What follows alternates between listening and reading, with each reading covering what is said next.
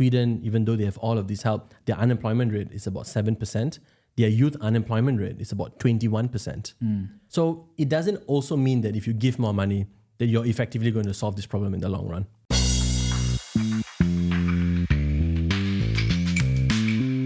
Hi, Daniel. Hey, Vanan. Welcome back to our podcast. Yes. How are you doing? I'm doing really good, but I reckon you must be a little bit more tired after your grueling weekend, and particularly being a central focus of the National Day rally. I was definitely not a central focus. I don't know where you get this impression. Well, I got it from Reddit. Oh, no. You care to explain? Yeah, so today's topic is obviously going to be about the National Day rally, but before we got into the thick of things, I'm sitting in front of a mini Reddit celebrity in Singapore because you appeared on every Channel News Asia's frame when Prime Minister Lawrence Wong was addressing the country. And there was even a Reddit thread about the blonde-haired uncle who was making different facial expressions during the NDR. Yes, I was very concerned when I heard from producer Marcus that they caught something about me on Reddit. Not comfortable, but okay, I guess that's celebrity life. We saw every aspect of your facial emotions, but maybe you will explain why you had these emotions during the National Day rally. Oh, that's a good segue. But before we begin, for those who are listening to us for the first time, welcome to Majalah Presents Local Politics. Yes. No agendas, just answers. Sure. All right, let's get into it. So we're going to talk about the National Day rally. Yeah. You were there. You were lucky enough to be there. Yeah. For those who are maybe not lucky enough to get this experience, do you want to maybe just share a little bit about how you became a celebrity? I didn't become a celebrity. Sure. I think I'm more akin to a meme. I was there because everyone knows, or most listeners would know, I do some grassroots work, and every year there's a list of people they like to invite. And so this year I was fortunate enough to be invited. The experience is generally the same every year. I've gone maybe now 5 times overall. You know, you show up a little bit early. They have snacks for you. Oh. Yeah. And then at about 6:30, they start ushering everyone into that big auditorium. Right. There's got to be, 2,000, 2,500 people present. And the auditorium is quite big at ITE Central College. Gotcha. And PM comes on. He starts in his Malay speech, does his Mandarin speech. And then there's a break in between. Again, some snacks. Some drinks. I heard that there was a very fantastic Hainanese curry this time around, was there? Yeah. So in his Chinese speech, Prime Minister alluded to the fact that Singapore as a society was like Hainanese curry, right? Because you have Indian curry, you have Western pork chop, you have Malay like vegetables, and then you have it's a Chinese dish. Yeah. So he catered for what we call kalipang or Hainanese curry rice in the buffet after. Right. I could not partake because you're a newly transformed I'm vegetarian. a newly transformed vegetarian, yes. So nice. Bad timing, I guess. Right. So you had to sit through the Mandarin versions, the Malay versions.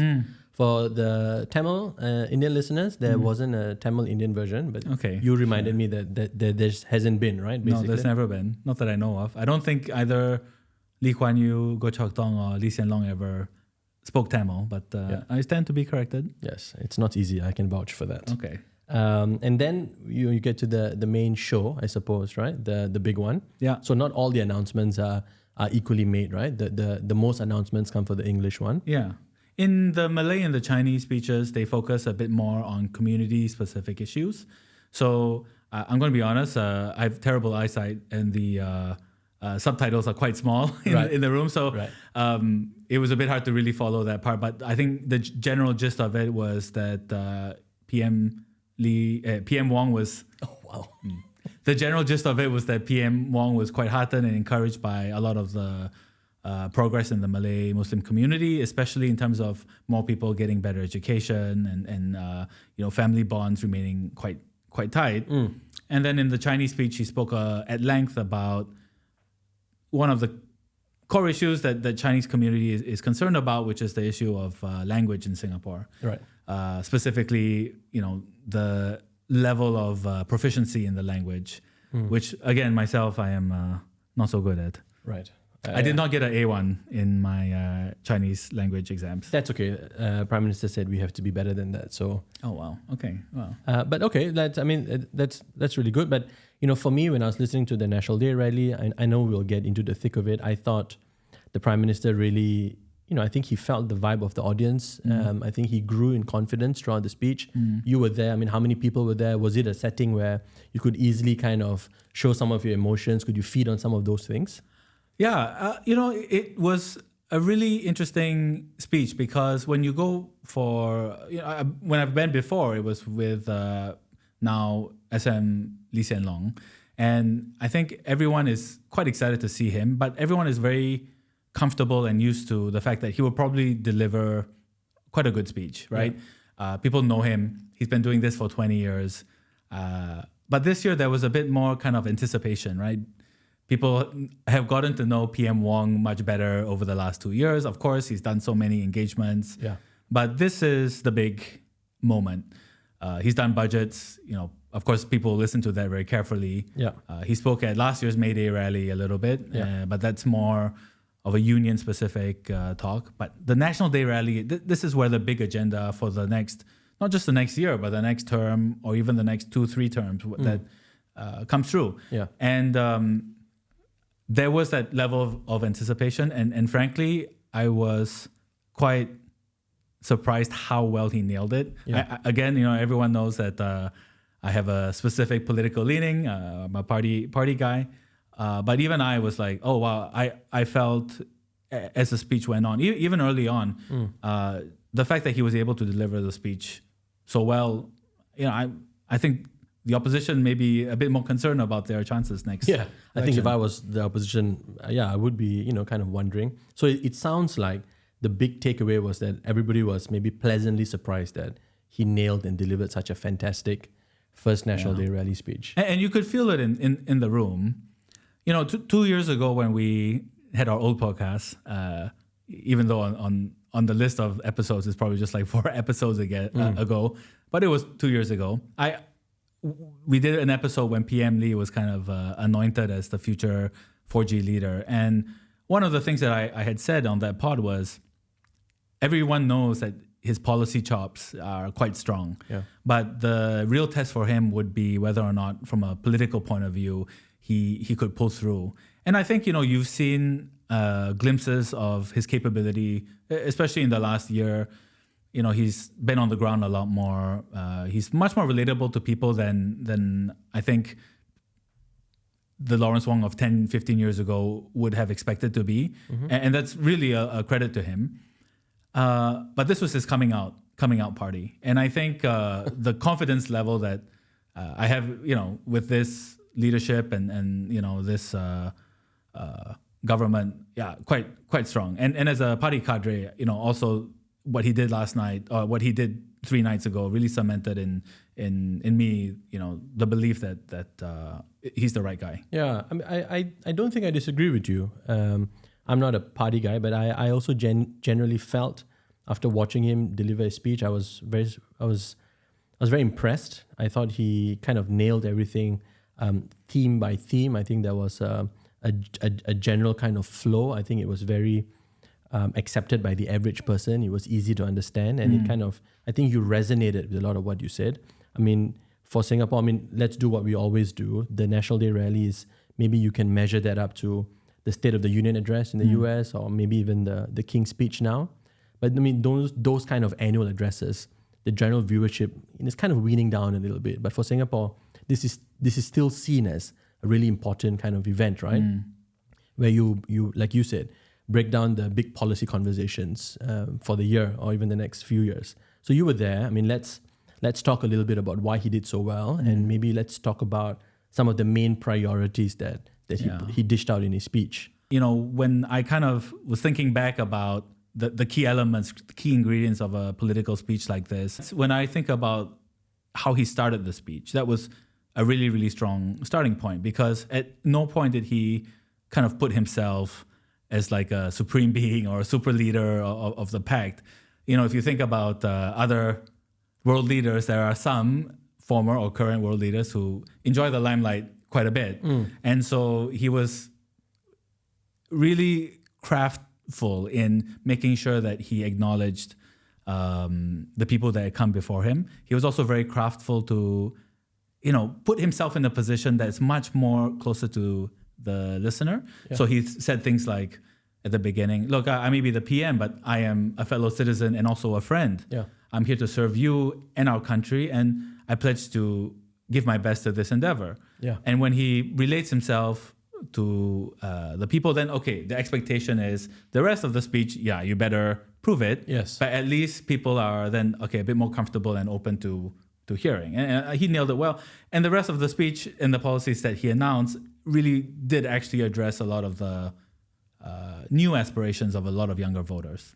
I mean, I think I agree with you. I also felt as I was listening to the speech, although he didn't specifically say that, it was the National Day rally speech of a prime minister who was the child of a teacher. I think that kind of emotive response, unintentional almost, came through for me. He did look at the camera a lot. There's a lot of eye focus. When camera wasn't looking at you, I suppose. I did look at him. Okay. But yeah, I mean, I do agree. I think it's something noteworthy, and it probably will help him when he goes to a GE.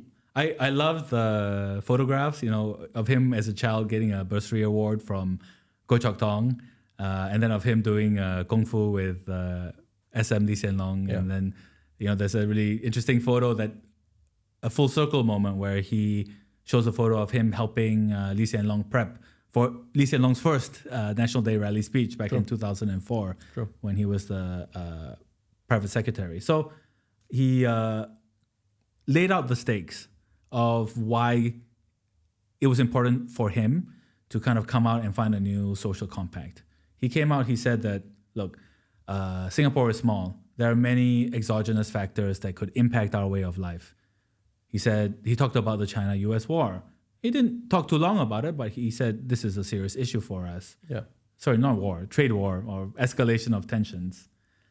He talked about the increasing pace of technology and how technological change can, quickly change an industry, right? ChatGPT was not used in the preparation of this podcast, but it has before. Right. And then he talked about climate change. That's another existential threat. And I think using those examples, framing the rest of the speech around, okay, what can we do to remain resilient, was a very useful way to anchor the speech and get people interested. Also, I think his visual cues were very good. I think Lee Hsien Loong was one of the first ones to do very simplified but well-explained pointers.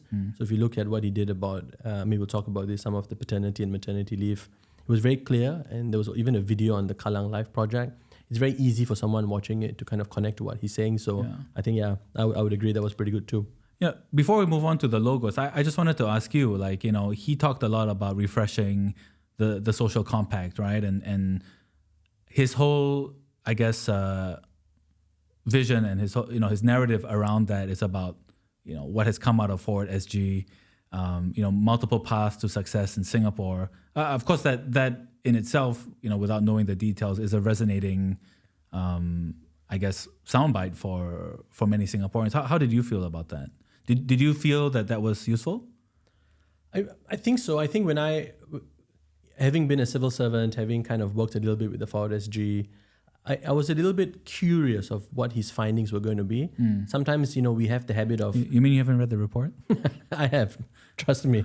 Sometimes we get in the habit of trying to explore and find out things, but not really reach some of the solutions. But I think he connected it really well. I think the areas that he kind of focused on definitely didn't just thread the line on economic benefits, but he touched on why it's important for social change.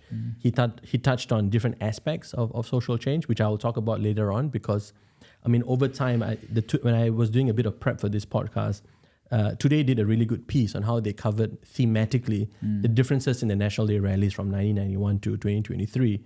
And over time, the focus on economy and economic considerations had gotten lesser.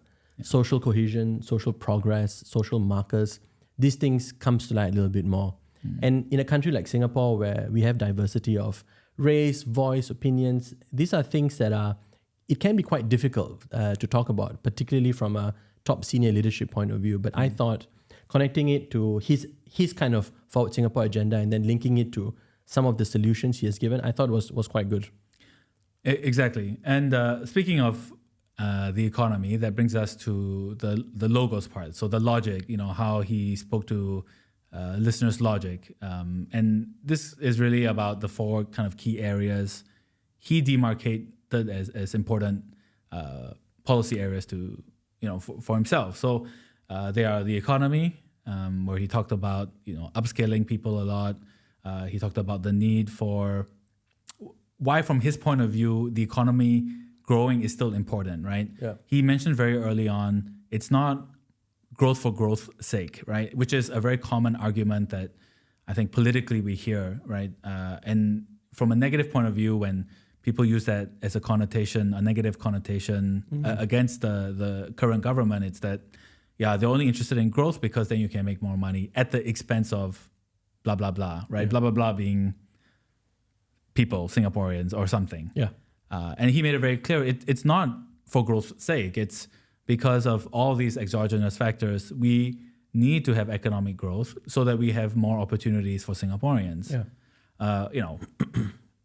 Whether or not that would resonate with someone who's fundamentally politically on the other side, I don't know. But I think for someone who is on the middle, I think speaking to that as a logic is useful. Yeah. We'll get into the details later on, but then he also talked about families. I think families happens to be the headline part of the speech. Yeah. More support for paternity leave, more support with joint parenthood leave. I think that was the part of the speech when he said that the government was looking to introduce 10 more weeks of shared parental leave, that we had the biggest, you could see in the room, that was like the moment where there was the most discussion between people. The biggest gasps, maybe? I wouldn't say gasps. Some people were like super happy. It depends. You see the older uncles who are probably business owners. Yeah. They would gasp, and mothers were certainly very happy. Yeah. But once we found out that the government would pay for it, everyone calmed down. Classic Singaporeans. Yeah. Talked about housing as well. Of course, this is a very zeitgeisty issue. I hate to use the word zeitgeist, but it is an issue of the day, just because many resale HDBs are selling for so much. I'm sure, again, this is something you have a lot of interest in. He came out and showed the housing affordability ratio, something that from a professional perspective you know a lot about. Yes, I know the price to income ratio quite well, actually. And I was surprised to see that actually, I didn't realize that in the last decade and a half, the price to income ratio actually had fallen a little bit, and actually we are at a lower rate than we used to be once you include all the subsidies for public housing. So that was useful. And then finally, he talked about education. And for me, the headline here is, the headline for me is probably a bit different from you. My headline is that early childhood care is going to be much more subsidized. And I think just being a community volunteer and talking to people on the ground, the fact that now people who come from low income families can spend only just $3 a month for full day daycare is going to be life changing, not just for thousands of families in Singapore, but it's going to give an amazing head start for thousands of kids for the next generation. It's a massive piece of legislation, and it's going to be expensive, but from a trade-off perspective, getting kids, into formal school early on and socializing them and getting that care that they need rather than being at home all day, it's going to make a massive difference here. Yeah, so. Yeah, I think so. I think you're right. I think the logic portion of his speech didn't only come through, but it was easy to understand. I don't want to play any devil's advocate, but I generally agreed that the speech was really well done.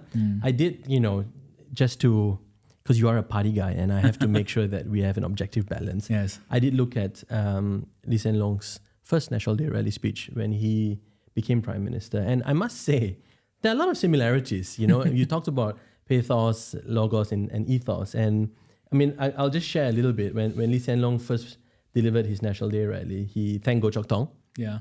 Similar to our current Prime Minister. It sounds like Goh Chok Tong is a key aspect of our Prime Minister National Day rally celebrations. Yeah. He talked about the need for having new policies. He talked about having a newer generation, a fresher, bolder approach, similar to some of the things that our current Prime Minister talked about. He had 5 main priorities: external relations, building up the economy, improving wages, engaging the newer generation, investing in education, and lo and behold, babies, right? This is a theme that definitely sits in a lot of the National Day rallies. Even the examples are similar, right? Because our current Prime Minister, when he did his take on why we need to be much more efficient, reduce bureaucracy, I remember the drone example. He said, right now it costs someone $25,000. If you have 1,000 drones, you need 1,000 stickers. For a drone show, right? And I was like, what? It takes $25,000? Yeah. Then you look back at Lee Hsien Loong's speech, and he talked about that duck bus, right? When he first came to Singapore. In his speech, he talked about how they wanted to get permits, and LTA said, hey, this is not a bus, it has propellers. And then MPA said, oh, this one has wheels, so it cannot be a boat. Right. And then that took 2 years. So actually, they've obviously kind of compared notes. The speeches are quite similar, but then maybe it's just a case of, if it ain't broke, don't fix it, right? Despite having some similarities, despite having a lot of, crossovers in messaging, I still thought he did very well. Yeah. But yeah, I think overall quite good. Famously, Lee Hsien Loong in 2004 also ended the 5.5-day work week. Made it 5 days. So lots of civil servants very happy that day. Right. Yeah. Okay, I think we're coming to the end of the first part of the segment. Yeah. You obviously had a very good time over there. Yeah, it was good. And I guess when we come back from the break, we're going to dissect a little bit more on what was actually discussed in NDR, and maybe we can have a little bit more of a critical take on it, even though you're a party guy. All right. Okay. All right, see you after the break.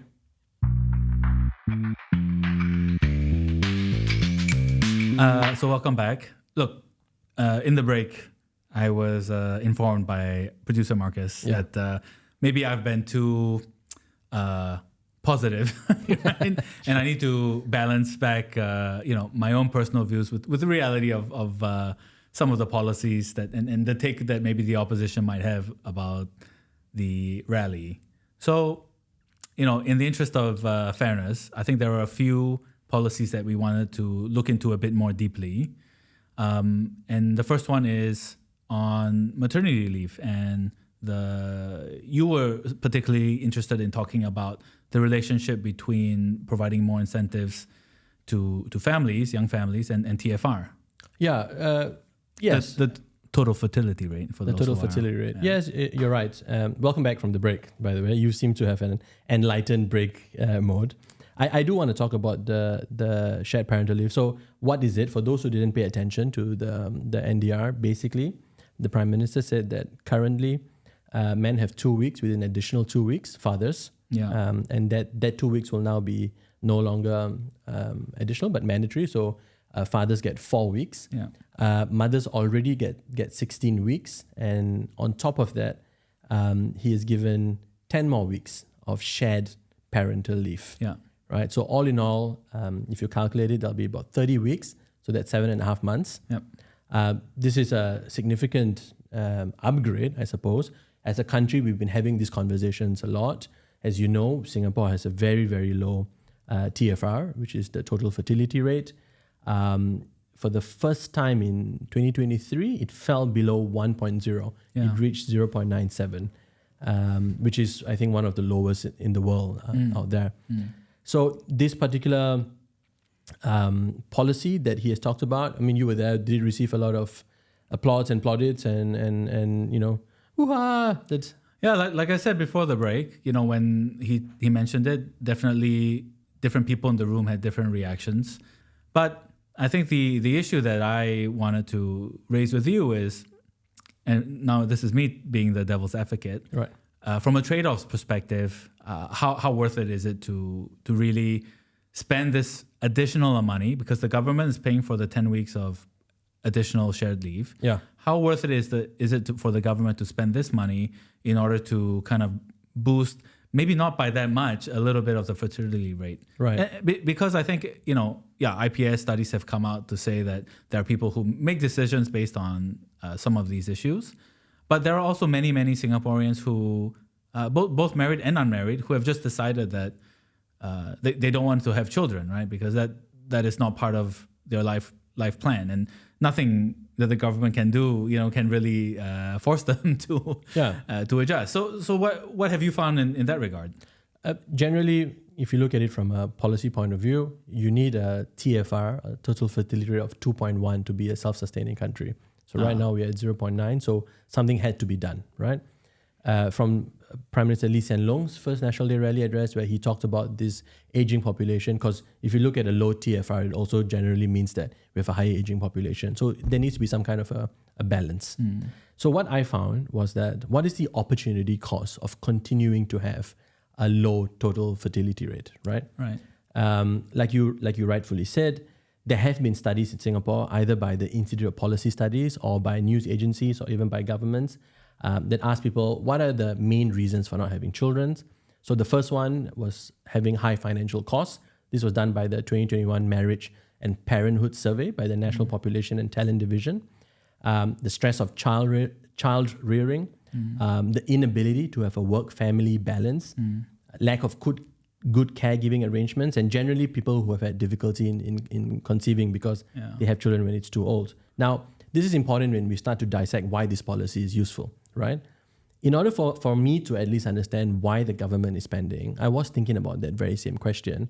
I was wondering what the economic opportunity cost would be. So if you consider all these factors and the potential future cost to Singapore, and I did a bit of prep, I found that the expected economic opportunity future cost to Singapore for having a continued low fertility rate could range anywhere between 130 billion Singapore dollars to even up to 500 billion Singapore dollars cumulatively till 2060. Wow. Now, that's just because there's a lack of human capital. Yes, exactly. It just means that healthcare costs goes up. This was substantiated by an LKYSPP study done in 2020, I think. The social services, the CPF contributions, the social support system, as to give out even more money to help the elder care.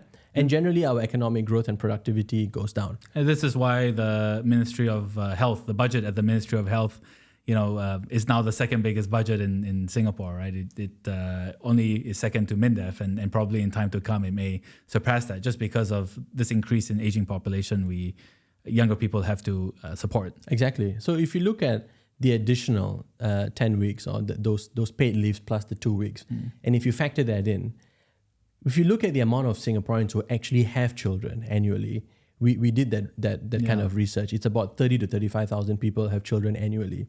So if you then calculate that additional cost that the government is going to pay with regard to the economic opportunity cost that the country is going to face up to 2060, there is an imbalance. And then the question for me is, should we be paying more?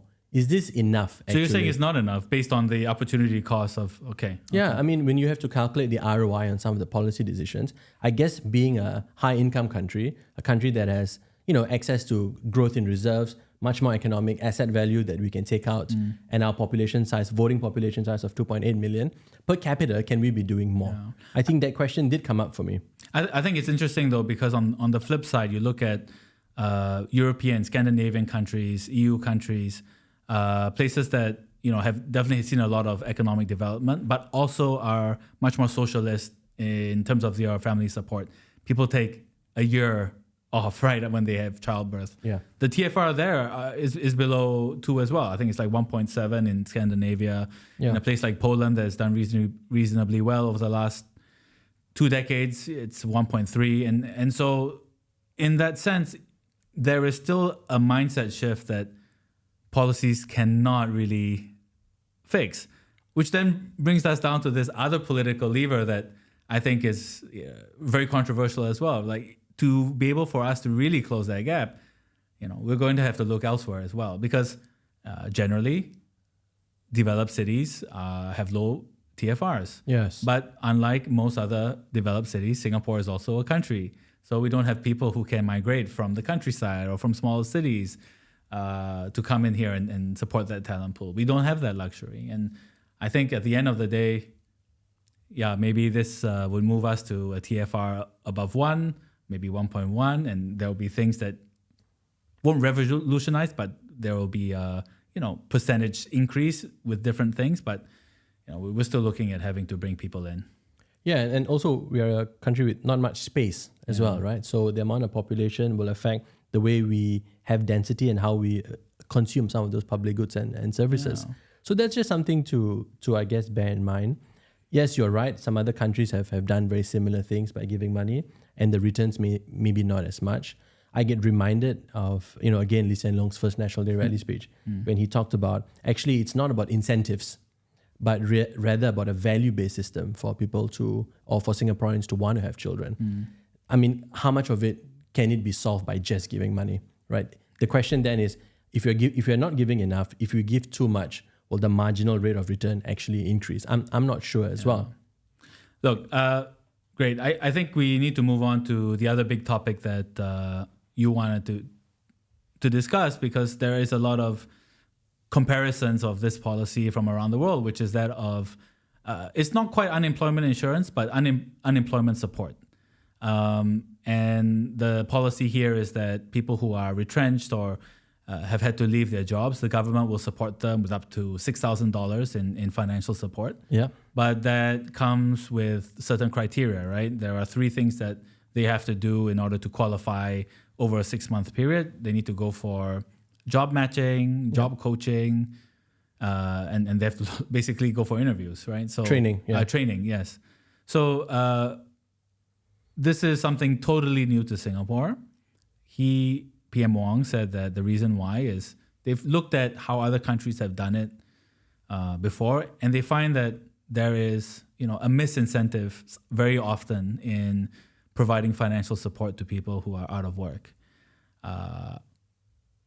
There are many examples anecdotally and I guess statistically that show that there are a group of people who are happy to live on welfare for extended periods of time. What have you found in this regard as well? Yeah, I think it's interesting, based on everything that you've also said, and also because we have definitely taken a pretty kind of stronger and maybe a little bit more conservative attitude towards this topic before. In the past, it would be your usual labor versus conservative kind of mindset, right? But for Singapore, I remember when President Dharman now, but our finance minister then, when he went to the St. Gallen Symposium and said, our kind of safety net is like a spring. Yeah. So it's not really something that we support, but we help people bounce back up, which is kind of which coincides quite well with the Skills Future stuff that we have as well. And it's important to note that it's not only the 6,000 that the government is giving to job seekers, but also training allowance, where every Singaporean above 40 years is going to get up to $3,000 a month for 24 months. Yeah, that's amazing. That sounds amazing. I was really impressed by that, right? But when I was looking through the language, he said for Singaporeans who want to go for training. Now, whether this means education or training, I'm not sure. So are we going to go get another degree? I don't know. I mean, you have so many already. But $3,000 is a lot, considering that a median person's income in this country is about $4,000 plus, right? Yeah. So I think you have to look at both of these things together. I think I would consider myself quite liberal and quite left-leaning. But generally, I'm also, you can balance that with me being a fiscal conservative. I think having lived in the West for quite a number of years, being in Europe and in the UK, I see a lot of people getting their pension, their allowance, even though they're unemployed. And a lot of times I had to struggle to find jobs, get different kinds of visas. And I've always felt like that push to push yourself to try and get a job was a really good kind of learning factor, but also something that, built character and made you in terms of when you went to the job market. And actually, to be fair to PM Wong, he did mention that this is going to be a change. This is going to be a significant shift. And I want to qualify that as well, because he's not giving copious amounts of money. He's not encouraging people to be unemployed, where I think you can make the argument that in the West, sometimes the benefits are so high that it encourages unemployment. He's giving $6,000 for 6 months with conditions, right? So, I've just had a quick scan of other countries. For Germany, your unemployment benefits, they provide financial support to unemployed individuals for up to 12 months, sometimes 24 months for the older workers. In Denmark, they have a flexicurity model. So they have a very strong social safety net, unemployment benefits cover up to 90% of previous wages, sometimes up for 2 years. Wow. Okay. Right? And in Sweden, they provide up to 80% of previous income for up to 300 days or 450 for parents with children. So significantly more than Singapore. I also want to maybe say that if you think about the whole kind of issue around job security as a whole, the other question that arises is, yes, this is a new policy. It gives people a bit of support, but how much is it really needed, right? In Singapore, the unemployment rate, has generally been, from a real employment rate perspective, quite like zero, nominal. So we're looking at a real employment rate of about 2%. But in terms of, people are always changing jobs, right? So 2.5% basically means that your real employment, there is no real unemployment issues in Singapore. So then if that is true, there is really no need to set aside a big budget to support people who are unemployed for extended periods of time. Right. So the point here that I'm trying to make is, if you look at the whole ecosystem in totality, the policy more than probably meets the intended outcome. I think you're right, but I think this now talks about how Lawrence Wong has looked at a much more forward-looking approach to this, right? Because he did mention that our successes that we have enjoyed so far might not necessarily carry through for the next 5-10 years. You're right, we've enjoyed a very low unemployment rate, but that's not a guarantee that the unemployment rate will stay at 2% moving forward. And I think this measure is to address any potential cracks in our social safety net that we might have. And I think, I mean, even though I'm a fiscal conservative, as I had said before, I think it's enough of a margin that it will help people. I think in COVID, you saw that people who were forced to lose their jobs, with the government looking after them for a while, that really helped. If you look at other countries, like I mentioned earlier, Sweden, even though they have all of this help, their unemployment rate is about 7%. Their youth unemployment rate is about 21%. And if you look at Denmark, youth unemployment about 10%, unemployment about 5%. So it doesn't also mean that if you give more money, that you're effectively going to solve this problem in the long run. Great. So look, I think we're kind of wrapping up. I just wanted to ask you before we finally wrapped up, did you find anything was missing? Did you wish that there was something that he had spoke of that he didn't? Yes, actually. I don't know if it was missing, but he touched on the impact of climate change, the systemic impact of climate change. I thought, and I wished he had gone a little bit more onto that, seeing that, we derive a lot of money from being one of the largest oil refinery stations in the world, but also politically. Across the political spectrum, I wondered if we might make more concessions, make it a bit more fairer, make it a bit more lighter even. I know that this was mentioned by a few people at the end of the NDR rally. But also at the same time, things like press freedom, things like... Are you saying there's no freedom of the press? You're literally criticizing the guy on a podcast right now. I think asking for change isn't the same as criticism, right? I think Singapore generally doesn't seem to do so well. I think obviously there's a balance, but these are the conversations that if like PM Wong said, if we are going to move into a different direction, a different strategic thrust forward, these are also questions that we need to be open about. Obviously, there are reasons why it's not constitutionally enshrined in Singapore, but when these conversations come out, these are also the tasks that he might have to face and address in his next few years of the different NDRs he's going to give. Yeah, look, for me, I thought he did... for me, I think the one thing that maybe was left out, because this is part of a new meritocratic, inclusive meritocracy that he's trying to derive, I think the thing that he left out was more support for people who are differently abled. There are still a lot of young Singaporeans and older Singaporeans who find it very hard to get access to, access to special schools for learning disabilities and stuff like that. It would have been nice if he had touched a little bit on how his government would support some of these people. Yep. But you only had an hour and a half. You can't please everyone. But if if your goal is to kind of bring Singapore into a new kind of like inclusive society, then that's what I wish you would have said. I mean, let's also look at it in the context that it's his first National Day rally. Yeah. He's obviously going to be giving a lot more as we approach a potential general election next year. So I think we were always looking with that much anticipation to see what more he can give. I think the question for me is, yes, he's done a very good NDR. Yes, I think we kind of connected with him. I think the country has agreed with him more. Will he continue doing this? Yeah. Will we continue to see more of these kind of changes, and will we continue to grow even after he becomes an elected prime minister, if he becomes the elected prime minister? Okay, maybe we should leave it at that. Thanks, Vanan. Thanks for joining me again. Yeah, no, it was great. I mean, it was good to do this episode. For those who have made it this far, you probably already know we are Majula Presents Local Politics. If you like what you're listening to, please share it around. Please subscribe to our different channels. I heard from our producer that now we are also going to be on TikTok, so you can find us there as well. Yes, I need a TikTok account now then. All right. All right, well, see you for the next one. Thanks, bye.